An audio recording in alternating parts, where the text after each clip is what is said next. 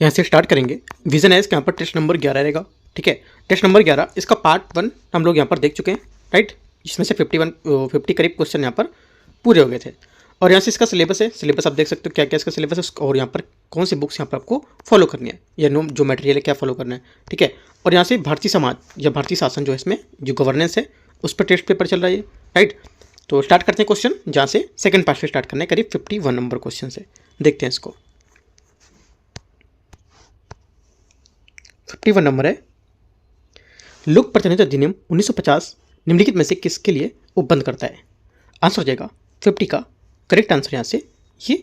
एक तो पहली बात, राज्य विधानमंडल की सदस्यता के लिए निर्भरताएं जो होती हैं वो, राइट। तो पहला क्या होगा, पहली बात यहाँ से इसकी क्या होगी, गलत हो जाएगी, राइट। पहला स्टेटमेंट यहाँ से इसका गलत होगा। दूसरा, मतदाताओं की जो अर्हताएं होती हैं, जो क्वालिफिकेशन होता है वो, तो यहाँ से सेकेंड वाली बात इसकी करेक्ट होगी, राइट। तीसरी बात, निर्वाचन क्षेत्रों में परिसीमन की प्रक्रियाएं उसके लिए भी यहाँ पर सही होगी, राइट। तो यहाँ पर जो राज्य की विधानमंडल है उसमें सदस्यता के लिए निर्भरताएं जो होती है इसमें उपबंध नहीं करता है, तो गलत होगा। ओनली 2, 3 करेक्ट है। 51 का आंसर क्या होगा, 2 और 3, जो 2 और 3 बातें यहाँ से सही आंसर है इसका, बी यहाँ से करेक्ट आंसर है।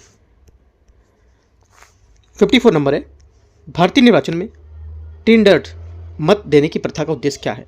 टेंडर जो मत देने की प्रथा का उद्देश्य है कि यहाँ पर जो देखो, यहाँ पर भारतीय निर्वाचन में टेंडर मत की प्रथा संभावित छद्मवेशी या किसी अन्य व्यक्ति द्वारा मतदान, ये बोल सकते हो छद्मवेशी को, राइट। यह धोखाधड़ी वाले मतदान के मामलों में निपटने के लिए एक तंत्र है। ये इस बात का सुनिश्चित करता है कि वास्तव में मतदाता मताधिकार से वंचित रह जाता है, और इस लोक प्रतिनिधित्व अधिनियम 1951 की अंतर्गत निर्वाचन संचालन 1961 की धारा में उपबंधित किया गया है। सी यहाँ से करेक्ट आंसर होगा इसका। यह प्रावधान वैध मतदाता को अपना मत दर्ज करने का एक तरीका प्रदान करने के लिए निर्वाचन प्रक्रिया की सत्यनिष्ठा की रक्षा करने की बात करता है। ठीक है, क्वेश्चन नंबर 53 है, भारतीय राजनीतिक इतिहास में संबंधित निम्नलिखित कथन पर विचार करना है। पहली बात, स्वतंत्रता के बाद केंद्र में प्रथम गठबंधन सरकार 1977 में बनी थी, 1977 में। पहली बात यहाँ से करेक्ट है, क्योंकि यहाँ पर ये केंद्र में प्रथम और गैर कांग्रेसी सरकार और प्रथम गठबंधन सरकार भी थी। इंदिरा गांधी के नेतृत्व में ये भारतीय राष्ट्रीय कांग्रेस को पराजित के लिए जनता दल के बैनर के तले यहाँ पर कई एकजुट हुए थे इसमें, तो यहाँ से पहली बात करेक्ट। सेकेंड, मंडल आयोग की सिफारिशें पीवी नरसिम्हा राव के कार्यकाल में लागू की गई थी। सेकेंड बात यहाँ से क्या होगी, सेकेंड बात यहाँ से गलत है, क्योंकि यहाँ पर इन सिफारिशों को 1990 में वीपी सिंह जो थे उनकी सरकार द्वारा यहाँ पर लागू किया गया था, ना कि यहाँ पर पीवी नरसिम्हा राव के कार्यकाल के दौरान। तीसरा, स्वतंत्र पार्टी का गठन इंदिरा गांधी के कार्यकाल में हुआ था। तीसरी बात यहाँ से गलत है, क्योंकि यहाँ पर जो स्वतंत्र पार्टी की स्थापना 1959 में पूर्व कांग्रेसी नेता सी राजगोपालाचारी की जो रंगा जैसे यहाँ पर जो नेता थे उसके कार्यालय में मिलकर की थी, तो यह बात गलत होगी। ओनली 1 करेक्ट है। कितने सही हैं, एक बात यहाँ से इसकी सही है, 53 का ए। 54 नंबर है, लोक प्रतिनिधित्व अधिनियम 1950 के संबंध में निम्नलिखित कथन पर विचार करना है। ये किसी राज्य की विधान परिषद में सीटों की अधिकतम और न्यूनतम संख्या निर्धारित करता है। पहली बात स्टेटमेंट यहाँ से इसका गलत होगा, क्योंकि यहाँ पर जो इसमें राज्य विधानमंडल जो परिषद के जो सीटों की अधिकतम संख्या और न्यूनतम संख्या निर्दिष्ट नहीं की गई है, ये गलत होगा। ठीक है, और राज्य विधान परिषदों की संरचना भारत के संविधान के आर्टिकल 171 के द्वारा पर विनियमित होती है, जिसे निम्नलिखित प्रावधान है, जैसे कि यहाँ पर संविधान के जो परिषद है उसके यहाँ पर कुल संख्या को लेकर के कुल सदस्य संख्या की 1/3 से अधिक नहीं होनी चाहिए। ठीक है, तो इसका कुछ पॉइंट है इसके, तो पहली बात गलत होगी। सेकेंड, यह मुख्य निर्वाचन अधिकारी चीफ इलेक्शन जो ऑफिसर होता है उसकी नियुक्ति का प्रावधान करता है। सेकेंड बात यहाँ से सही है, ओनली 2 करेक्ट है। आंसर यहाँ से बी बात सही है।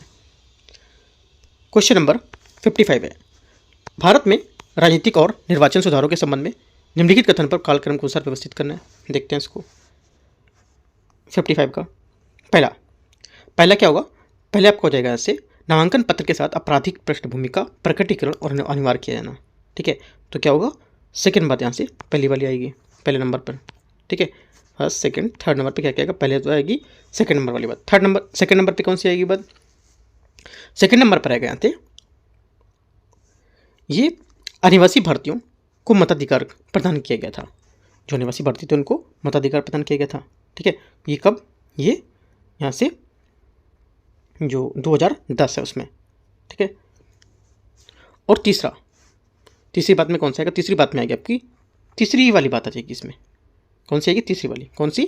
जो यहाँ पे बोल रहा है कि राज्य विधानसभाओं के आम चुनाव में नोटा विकल्प की शुरुआत की गई थी। ये कब की गई थी? ये 2013 में की गई थी।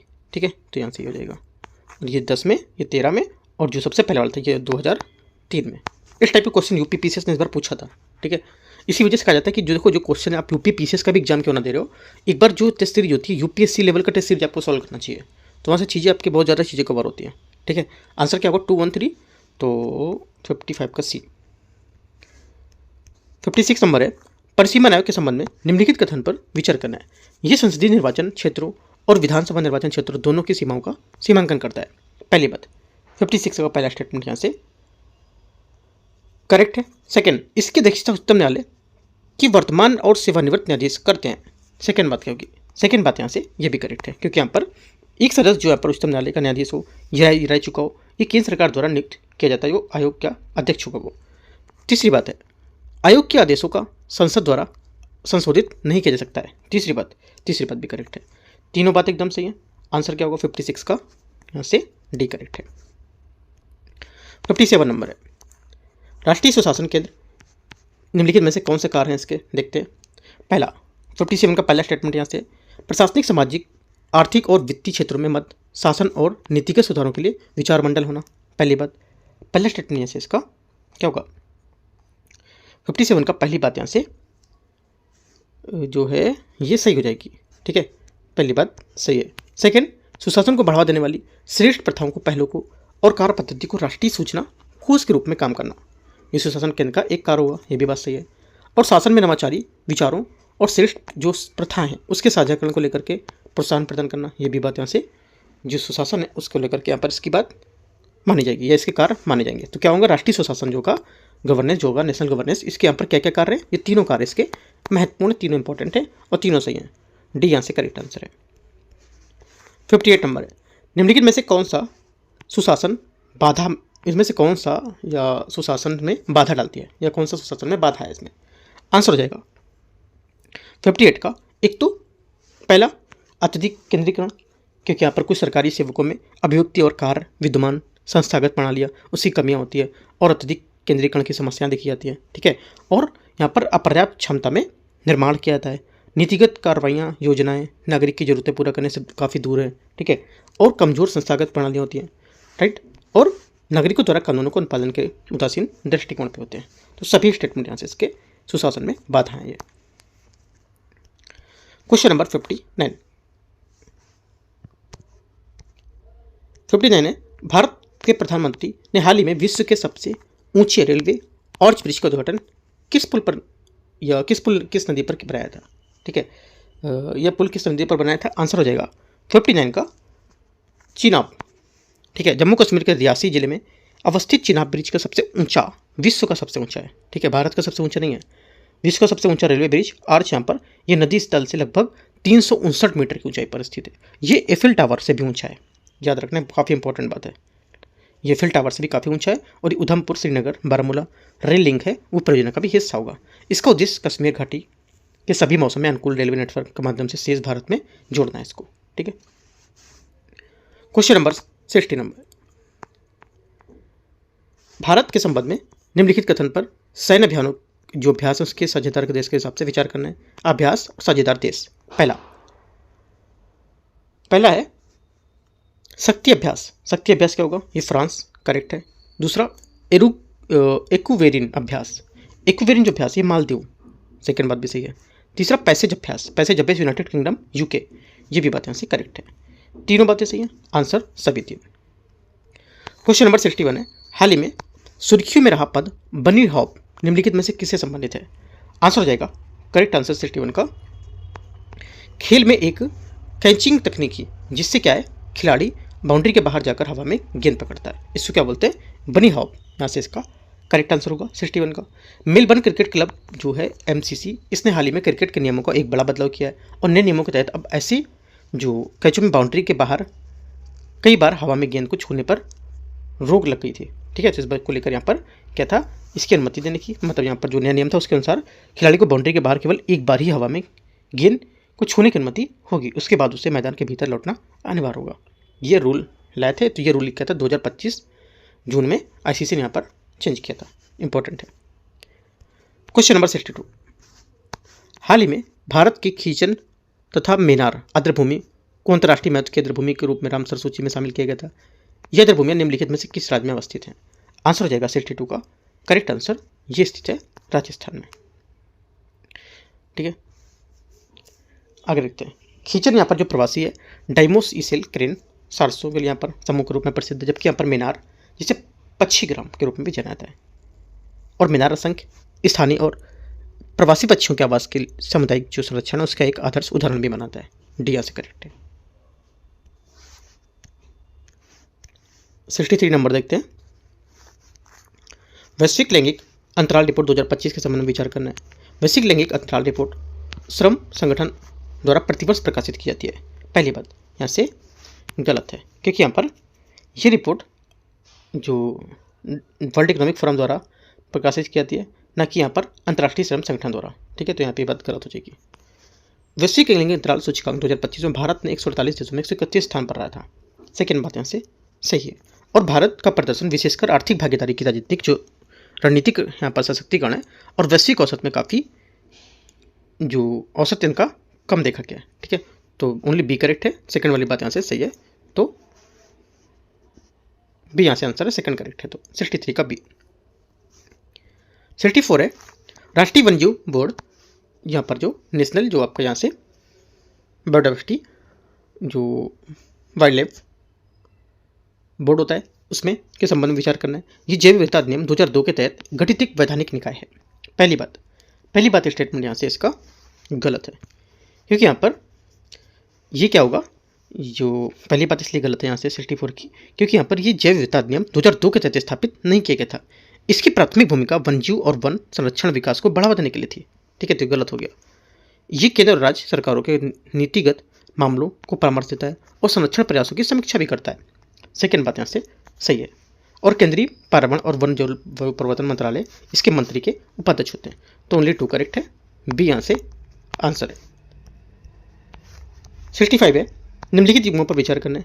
उत्पाद, जीआई टैग और यहाँ पर राज्य संघ शासित क्षेत्र। ठीक है, मतलब कौन से यहाँ पर केंद्र शासित प्रदेश है वो राज्य संघ राज्य क्षेत्र। तो देखते हैं इसमें ओजुफेनी क्या होगा। ओजुफेनी यहाँ पर पहला स्टेटमेंट इसका सही है, गोवा।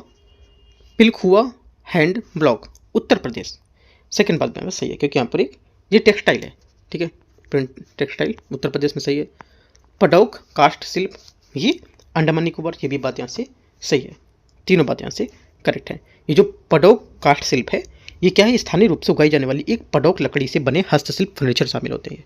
ठीक है, और जो पिलखुआ हैंड ब्लॉक है ये क्या होगा, Pilkhuwa hand block print textile Uttar Pradesh के पिलखुआ में बने हाथ से बने ब्लॉक प्रिंटेड कपड़ों पर संदर्भित करता है। ठीक है, और ओजुफेनी क्या है, ओजुफेनी जो गोवा में ये एक पारंपरिक मदिरा है जो काजू और नारियल के रस से यहाँ पर बनाई जाती है। ठीक है, तो तीनों बातें करेक्ट है, आंसर 65 का सी। 66 नंबर है भारत में राष्ट्रीय सांख्यिकी दिवस प्रतिवर्ष किस प्रख्यात व्यक्तित्व की जयंती के उपलक्ष्य में मनाया जाता है। आंसर हो जाएगा 66 का करेक्ट आंसर पीसी महालनोबिस, ए यहाँ से इसका करेक्ट आंसर होगा। ठीक है, पीसी महालनोबिस एक अग्रणी सांख्यविद थे। उन्होंने भारतीय सांख्यिकी संस्थान की स्थापना की। उन्हें राष्ट्रीय नमूना सर्वेक्षण सहित यहाँ पर बड़े पैमाने पर अन्य नमूना सर्वेक्षण शुरू करने के लिए भी यहाँ पर इनको और दूसरी पंचवर्षीय योजना में आकार देने के लिए भी इसको जाना जाता था। ए यहाँ से करेक्ट आंसर होगा। 67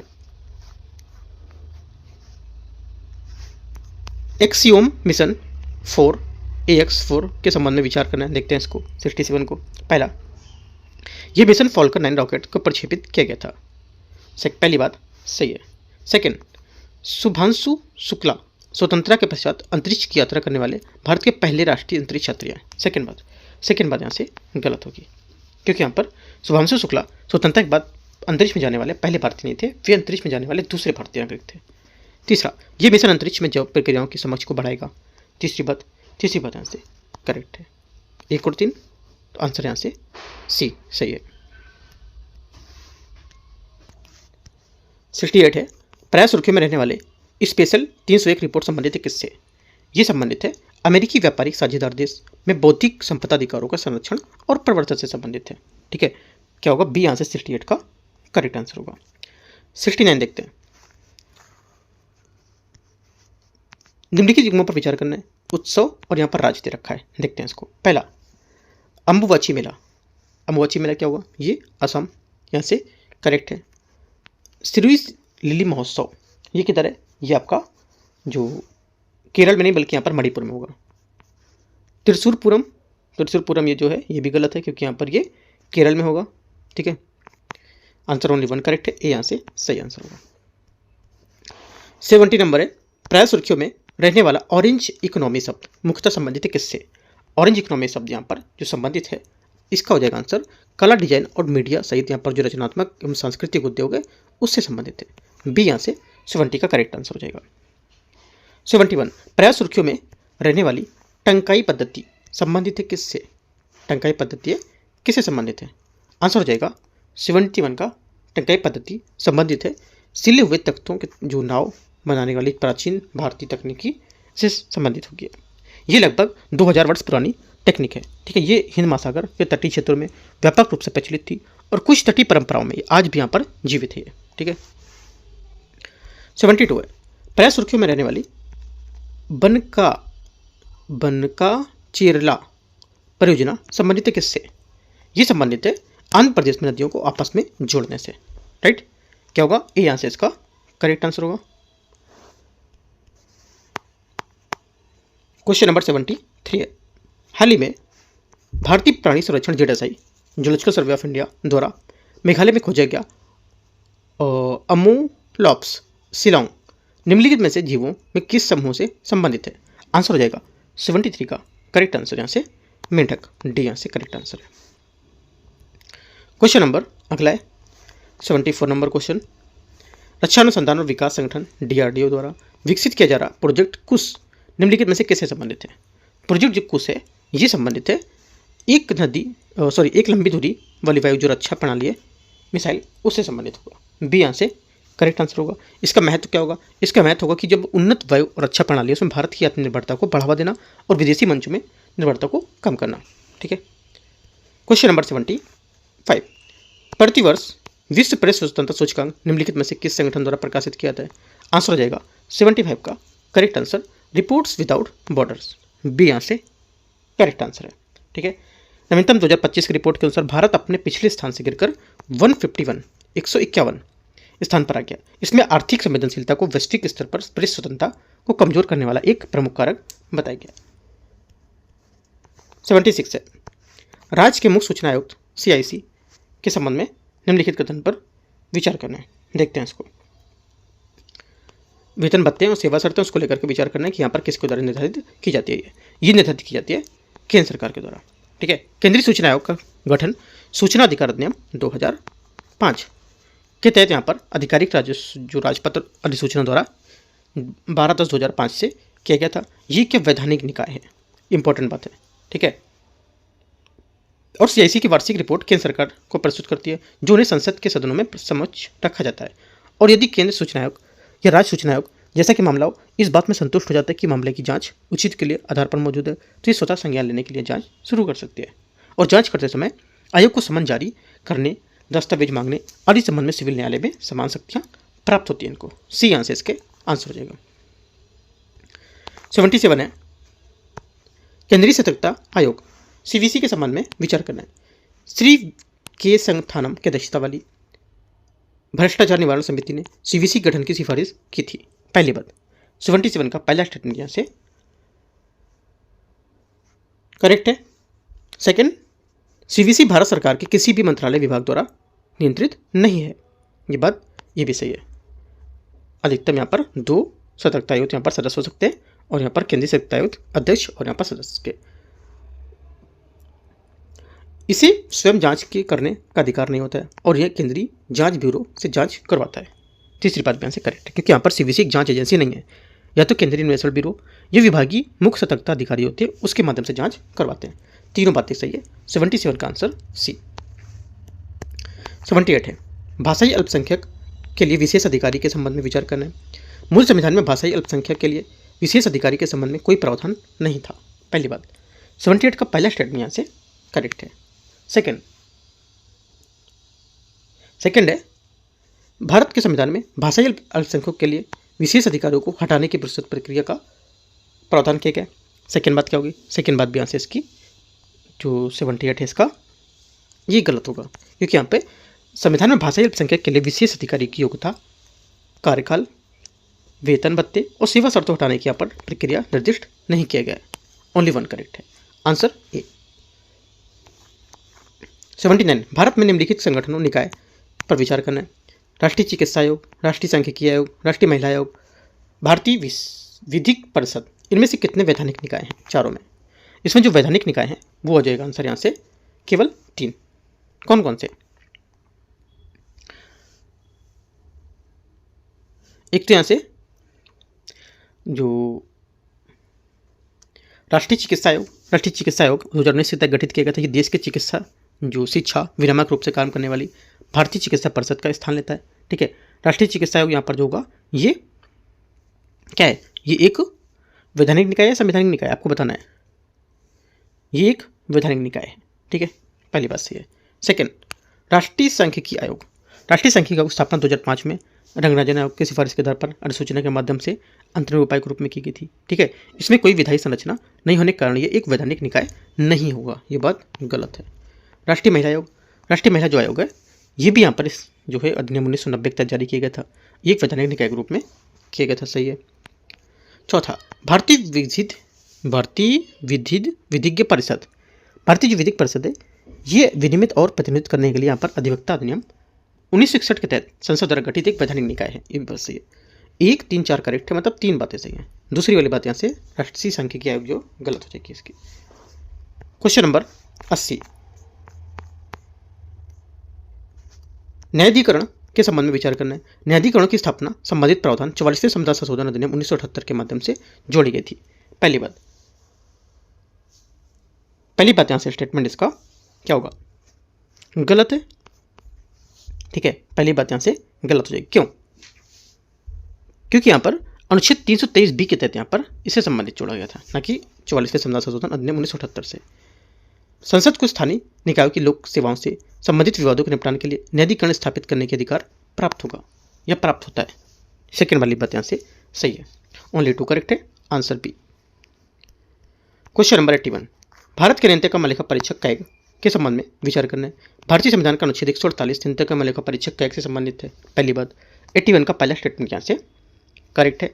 सेकंड, भारतीय संविधान के अनुसार कैग के पद से मुक्त होने के बाद वह भारत सरकार के अधीन किसी पद के लिए पात्र होता है। सेकंड बात यहाँ से गलत है, क्योंकि यहाँ पर कैग अपने पद से मुक्त होने के बाद भारत सरकार या किसी राज्य सरकार के अधीन किसी अन्य पद के लिए पात्र नहीं होता है। ये बात गलत होगी। कार्यपालिका द्वारा सार्वजनिक कोष से धन आहरण की स्वीकृति न्यूनतम लेखा परीक्षक कैग द्वारा प्रदान की जाती है। तीसरी बात यहाँ से गलत है, क्योंकि यहाँ पर व्यवहार में न्यूनतम लेखा परीक्षक और केवल महालेखा परीक्षक की भूमिका निभाएगा, क्योंकि यहाँ पर उसको समेकित निधि से धन आहरण करने का कोई नियंत्रण अधिकार नहीं होता है। ठीक है, तो ये बात गलत है। ओनली 1 करेक्ट है।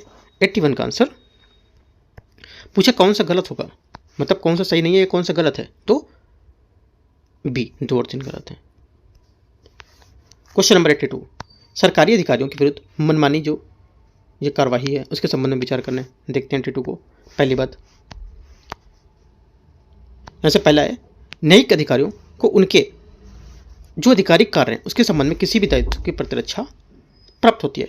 पहली बात यहाँ से क्या होगी? सही है। सेकंड, राज्य अपने कर्मचारियों के सभी अपकृत्यों के लिए उत्तरदायी होगा, चाहे वह संप्रभु या गैर संप्रभु शक्ति से प्रयोग किए गए हों।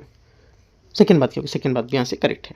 दोनों बातें एकदम करेक्ट है और फैक्चुअल पॉइंट यहाँ पर बता रहे हैं, कोई एक्स्ट्रा पॉइंट यहाँ पर नहीं जोड़ा गया है। दोनों बातें सही है, तो सही कौन सा होगा? सी। 83 नंबर है, नीति आयोग के संबंध में निम्नलिखित कथन पर विचार करना है। नीति आयोग पर क्वेश्चन इस बार बन सकता है, क्योंकि 2025 में इसका करीब 10 साल पूरा हो गया है। 15 में बना था, 10 साल पूरा हो गया, तो नीति आयोग से कहीं ना कहीं से घुमा के क्वेश्चन पूछ सकता है इस बार। ठीक है, देखते हैं इसको। भारत के प्रधानमंत्री नीति आयोग के शासी परिषद गवर्निंग काउंसिल के अध्यक्ष होते हैं। पहली बात यहाँ से स्टेटमेंट क्या होगा इसका? पहला स्टेटमेंट यहाँ से इसका सही है। शासी परिषद के सभी राज्यों के मुख्यमंत्री और केंद्रीय कैबिनेट के मंत्री शामिल होते हैं इसमें। सेकेंड बात भी सही होगी। तीसरी, मुख्य कार्यकारी अधिकारी को राष्ट्रपति द्वारा निर्धारित कार्यकाल के लिए भारत सरकार के सचिव के पद पर समकक्ष रैंक में नियुक्त किया जाता है।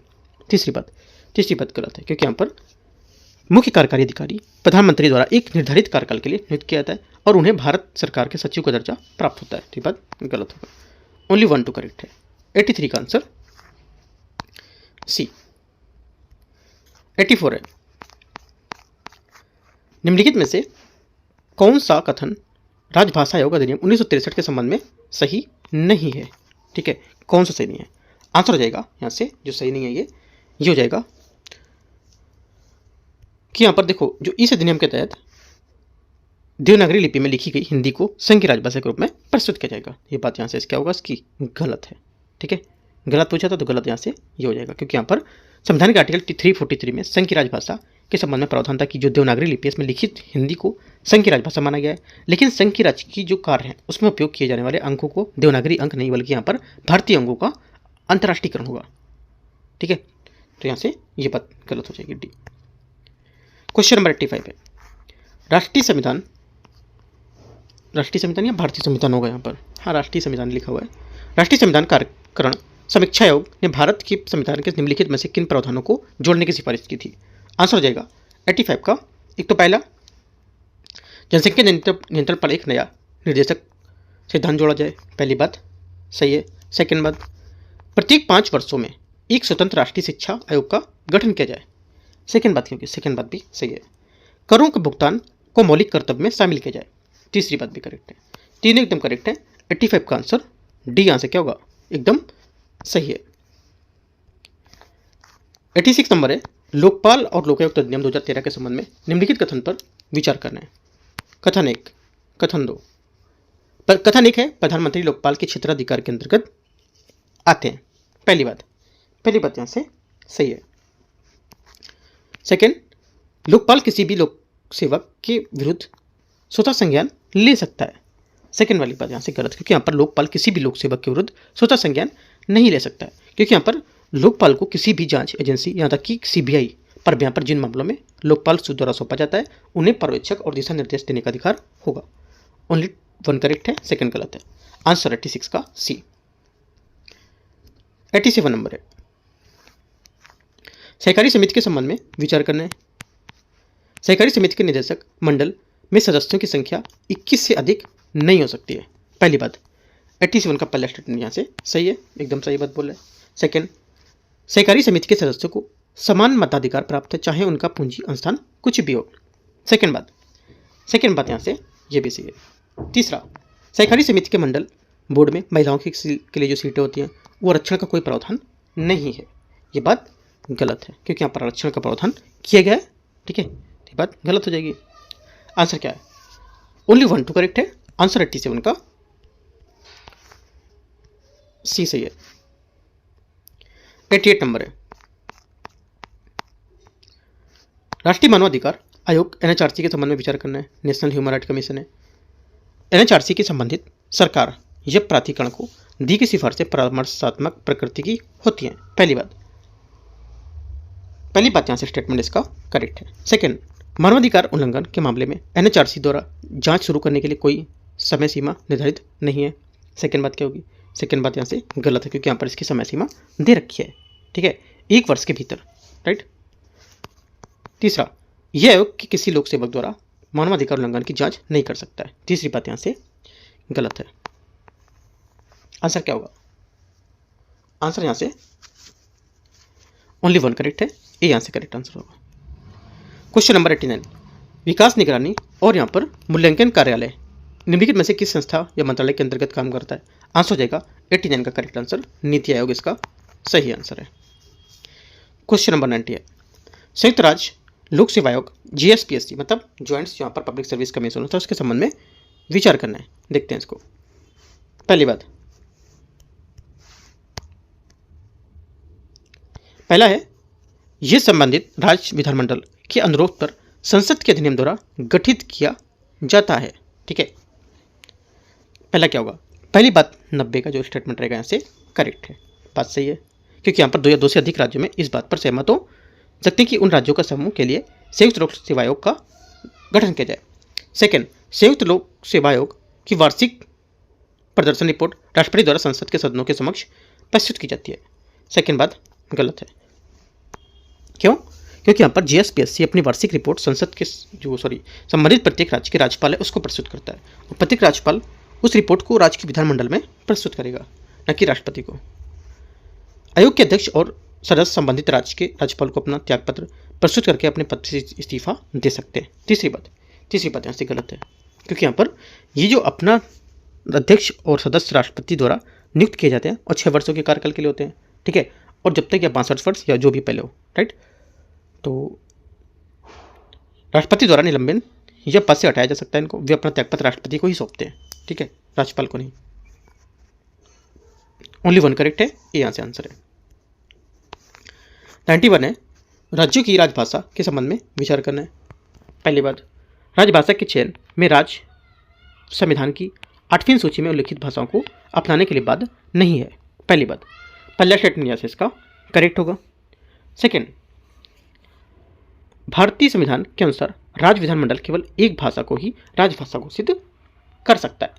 सेकेंड बात यहाँ से गलत, क्योंकि यहाँ पर अनुच्छेद 345 के अनुसार अनुच्छेद 346 और 347 में प्रावधानों के अधीन रहते हुए यहाँ पर राज्य का जो विधानमंडल है कानून द्वारा राज्य में प्रचलित किसी भी यहाँ पर एक से अधिक भाषाओं को या हिंदी राज्य के सभी जो आधिकारिक कार्य है उसमें अलग भाषा के रूप में अपना सकता है, बशर्ते कि राज्य विधानमंडल अंतः कानून जो प्रावधान नहीं करेगा तब, ठीक है। क्या होगा आंसर? Only 1 correct. आंसर यहाँ से ए सही है। 92, विदेशी न्यायाधिकरण के संबंध में विचार करना है। सभी राज्यों को और संघ राज्य क्षेत्रों में जिला मजिस्ट्रेटों को विदेशी न्यायाधिकरण स्थापित करने का अधिकार देता है, यह अधिकार प्राप्त है। पहली बात यहाँ से क्या होगी? पहली बात यहाँ से करेक्ट है। सेकंड, विदेशी न्यायाधिकरण के पास दीवानी या सिविल न्यायालय के समक्ष शक्तियाँ होती हैं, सेकंड बात भी सही होगी। तीसरी बात, किसी व्यक्ति को विदेशी घोषित करने का अधिकार केवल विदेशी न्यायाधिकरण को प्राप्त होता है, तीसरी बात भी सही है। आंसर तीनों सही है। 92 का आंसर क्या होगा? 92 का करेक्ट आंसर हो जाएगा यहाँ से, सही पूछा है तो डी। 93 नंबर, भारतीय संविधान की 8वीं सूची के सिंधी भाषा को किस संविधान संशोधन के अधिनियम के माध्यम से जोड़ा गया था? आंसर हो जाएगा 93 का करेक्ट आंसर यहाँ से 1967 21वां संविधान संशोधन, ये ठीक है, सी यहाँ से 93 का करेक्ट आंसर होगा। 94 है,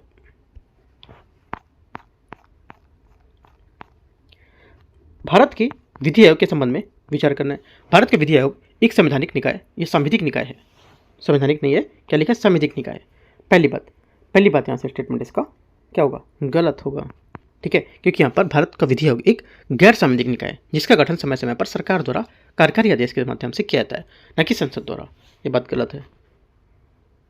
सेकेंड बात है, भारत में विधिक शिक्षा के मानक निर्धारण करने के लिए ये उत्तरदायी होगा। सेकेंड बात क्या होगी? सेकेंड बात यहाँ से गलत है, क्योंकि यहाँ पर विधिक शिक्षा को प्रोत्साहन देना और इसके मानक निर्धारित करना भारतीय बार काउंसिल जो होता है संसद द्वारा गठित एक सांविधिक निकाय है, उस पर काम करता है, और ये कार्य भारत के विधिक शिक्षा प्रदान करने वाले विश्वविद्यालयों और राज्यवार जो काउंसिल है उसके परामर्श से किया जाएगा। ये भी गलत हो गया। ये अपनी रिपोर्ट भारत के राष्ट्रपति को प्रस्तुत करता है। तीसरी बात भी गलत है, क्योंकि अपनी रिपोर्ट भारत का विधि आयोग अपनी रिपोर्ट जो होता है ये न्याय मंत्रालय को प्रस्तुत करेगा, ठीक है, तो ये बात गलत हो जाएगी। तीनों गलत है, आंसर यहाँ से सी। पूछे कौन सा सही नहीं है, तो तीनों सही नहीं है। 95 है, सहकारी समिति के संबंधित प्रावधान के संबंध में विचार करना है। देखते हैं इसको 95 को। पहला है, 97 संविधान संशोधन अधिनियम 2011 ने बहुराज्य सहकारी समिति को संवैधानिक दर्जा प्रदान किया था। पहली बात, पहला स्टेटमेंट यहाँ से इसका करेक्ट है। सहकारी समितियों को विषय भारतीय संविधान की समवर्ती सूची के अंतर्गत शामिल होता है। सेकेंड बात यहाँ से गलत होगी। क्यों? क्योंकि यहाँ पर जिन सहकारी यहाँ पर जो समिति हैं उनका उद्देश्य एक राज्य तक सीमित नहीं होते, बल्कि यहाँ पर संविधान की 7वीं सूची के तहत संघ सूची की यहाँ पर प्रविष्ट 44 के अंतर्गत शामिल होगी, तो ये बात गलत होगी। ओनली 1 करेक्ट है। आंसर यहाँ से 95 का ए से हो जाएगा। 96 है, जीएसटी परिषद के संबंध में निम्नलिखित कथन पर विचार करना है। मतदान का भारांश केंद्र सरकार और सभी राज्य सरकारों के मध्य समान रूप से विभाजित होता है। पहली बात, पहला स्टेटमेंट यहाँ से इसका गलत है, क्योंकि यहाँ पर भारतीय संविधान के आर्टिकल 279 के तहत यहाँ पर स्थापित जीएसटी परिषद में भारत में वस्तु एवं सेवा कर जीएसटी जो है उसके कार्यान्वयन और विनियमन के लिए सर्वोच्च निर्णय लेने वाली संस्था होती है। मतदान भारांश और यहाँ पर राज्यों के मत जो समान रूप से विभाजित करना नहीं किया जाता है इसमें, और यहाँ पर केंद्र सरकार के पास डाले गए कुल मतों का 1/3 भाग होता है और राज्य के पास यहाँ पर सामूहिक रूप से 2/3 मत यहाँ पर होते हैं। पहली बात गलत है। सेकेंड, इसकी अनुशंसाएं संघ और राज्यों दोनों के पर यहाँ पर बाध्यकारी होती है। सेकेंड बात भी गलत है, क्योंकि यहाँ पर जो मोहित मिनरल्स प्राइवेट लिमिटेड बनाम भारत संघवाद 2022 में उच्चतम न्यायालय ने यह निर्णय दिया था कि जीएसटी परिषद की सिफारिश बाध्यकारी नहीं है तथा केंद्र और राज्य की समानांतर विधायी शक्तियों के कारण परिषद की और जो अनुशंसाएं होती केवल प्रेरक के लिए महत्व होंगी। तीसरी बात है, किसी प्रस्ताव को पारित करने के लिए न्यूनतम 75% भारित मतों की आवश्यकता होती है, 75%। ठीक है, तीसरी बात यहाँ से सही है, ओनली तीसरा करेक्ट है। आंसर यहाँ से एक बात इसकी सही है 96 की। 97 है, राष्ट्रीय हरित अधिकरण एनजीटी के संबंध में निम्नलिखित कथन पर विचार करना है। देखते हैं इसको कौन सा सही है पूछा है। एनजीटी के निर्णय अंतिम होते हैं और उन्हें उच्चतम न्यायालय में चुनौती नहीं दी जा सकती है। पहली बात, 97 का पहला स्टेटमेंट क्या होगा, ये यहाँ से गलत है। ठीक है, दूसरी बात, उच्च न्यायालय का एक न्यायाधीश एनजीटी के न्यायिक सदस्य नियुक्त किया जा सकता है, ये बात एकदम करेक्ट है, क्योंकि यहाँ पर जो न्यायिक सदस्य होता है एक व्यक्ति को उच्चतम न्यायालय का न्यायाधीश अथवा उच्च न्यायालय का मुख्य न्यायाधीश या उच्च न्यायालय के न्यायाधीश होना, इसके लिए यहाँ पर नियुक्त कर सकते हैं। बी यहाँ से आंसर है, सही पूछा था तो यहाँ से बी आंसर करेक्ट हो जाएगा सही में। क्वेश्चन नंबर 98 है,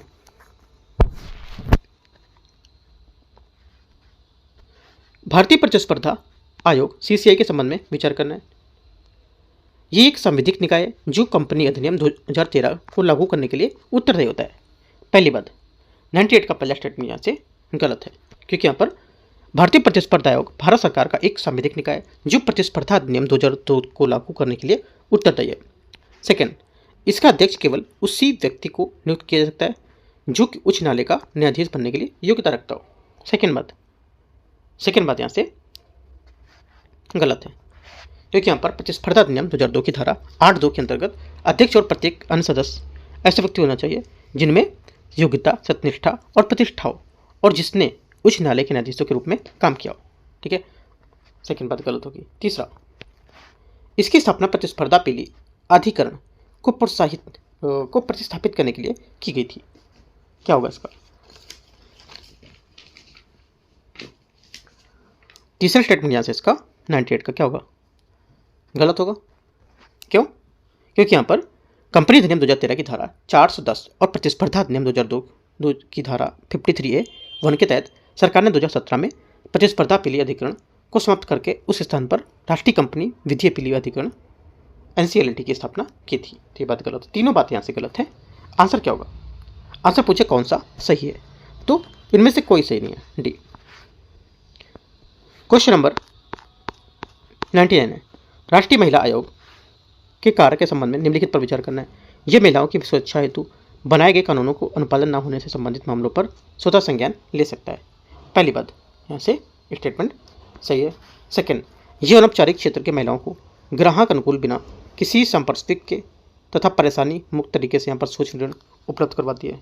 सेकंड बात यहाँ से क्या होगा? गलत हो गई है, क्योंकि यहाँ पर जो राष्ट्रीय महिला कोष है औपचारिक क्षेत्र की महिलाओं का आजीवन या आजीविका जो सृजन है उसकी गतिविधियों को बिना सांप्रदायिक, सरल और ग्राहक अनुकूल तरीके से सूक्ष्म ऋण प्रदान करती हैं। ठीक है, और इसने सूक्ष्म वित्त, उद्यम विकास, बचत ऋण, महिला एवं स्वयं सहायता समूह सुदृढ़ीकरण, लोकप्रिय बनाना और अनेक प्रचारात्मक उपाय इसमें दिए गए हैं। ठीक है, ये अनौपचारिक क्षेत्र के महिलाओं को बताते बात, राइट। ये तो यहाँ से जो सेकंड बात है इसकी ये गलत होगी। तीसरी बात है, ये बड़ी संख्या में महिलाओं को प्रभावित करने के लिए जो मुद्दे होते हैं उसके संबंधित मुकदमे को वित्त पोषित कर सकता है। तीसरी बात क्या होगी? तीसरी बात स्टेटमेंट यहाँ से इसका क्या होगा? सही होगा। आंसर क्या होगा? 1 और 3 बात यहाँ से सही है, तो सी। लास्ट क्वेश्चन है 100 नंबर, देखते हैं इसको। राष्ट्रीय पिछड़ा वर्ग आयोग जो है SCBC है ना, शेड्यूल कास्ट बैकवर्ड जो होता है कास्ट, उसको लेकर के कमीशन है। इसमें देखते हैं पहली बात यहाँ पर क्या बोला है। पहला है 102वें संविधान संशोधन अधिनियम के माध्यम से अनुच्छेद 338 भी जोड़ा गया था तथा NCBC को एक संवैधानिक निकाय के रूप में, वैधानिक निकाय के रूप में परिवर्तित किया गया था। पहली बात क्या है? 100 में का पहला स्टेटमेंट यहाँ से जो 100 नंबर है, पहली बात यहाँ से सही है इसकी। सेकंड, ये राष्ट्रपति को वार्षिक प्रतिवेदन प्रस्तुत करता है। सेकंड बात, 100 का सेकंड स्टेटमेंट यहाँ से क्या होगा? सही है। तीसरा, किसी भी मामले की जांच या किसी शिकायत की जांच करते समय आयोग की दीवानी न्यायालय की शक्ति भी प्राप्त होती है, सभी शक्तियाँ प्राप्त होती है। तीसरी बात क्या है? तीसरी बात भी यहाँ से सही होगी, तीनों बातें यहाँ से सही है। आंसर क्या होगा? 100 का सभी स्टेटमेंट सही है, डी नंबर यहाँ से बस सही होगी इसकी, राइट। तो इस टाइप से यहाँ पर टेस्ट नंबर जो 11 है ये फिनिश हुआ आपका। भारतीय शासन पे था टेस्ट, यहाँ पर जो इंडियन यहाँ पर गवर्नेंस है उसको लेकर के क्वेश्चन था, जो हमारा मेंस का टॉपिक होता है गवर्नेंस, क्योंकि यहाँ पर यूपीएससी अपना जो पैटर्न चेंज कर चुकी है मेंस का, मतलब जो प्रीलिम्स का है पैटर्न वो चेंज कर दिया, क्योंकि मेंस के टॉपिक से ही क्वेश्चन यहाँ से उठा रही है अब, ठीक है। तो वही मैंने भी किया है। अब यहाँ पर मैंने टेस्ट सीरीज निकाली यूकेटी की, तो भी यहाँ पर 2 टेस्ट मैं आपको लॉन्च कर चुका हूँ, दोनों टेस्ट ज्योग्राफी के हैं और मेंस के टॉपिक से क्वेश्चन को बनाए गए वो। आप इसको मार्केट से परचेज कर सकते हो, ठीक है, या तो मैं यूट्यूब पे भी कराता हूँ, यूट्यूब से भी आप इसको कवर कर सकते हो। एक टेस्ट मैंने करा दिया है और दूसरा कल मैं कराऊंगा वो, और तीसरा जो टेस्ट आएगा यूकेटी का वो आपका हिस्ट्री का होगा, ठीक है। तो ऐसे करके मैं करीब यहाँ से 40 पेपर आपको कराऊंगा और सब इंपॉर्टेंट पेपर होंगे यहाँ पर, राइट। तो ये सब चीज़ आपको यहाँ से कवर करूँगा। बाकी कुछ डाउट है आप नीचे कमेंट में पूछ सकते हो, राइट। ज्वाइन कर सकते हो टेलीग्राम चैनल, वहाँ पर मेंस का कुछ आंसर लिखने को भी मैं देता रहता हूँ, ठीक है। कुछ इंपॉर्टेंट यहाँ पर जो क्वेश्चन होते हैं वो भी डिस्कस करता हूँ, तो वहाँ से जुड़ सकते हो, right. All the best, thank you.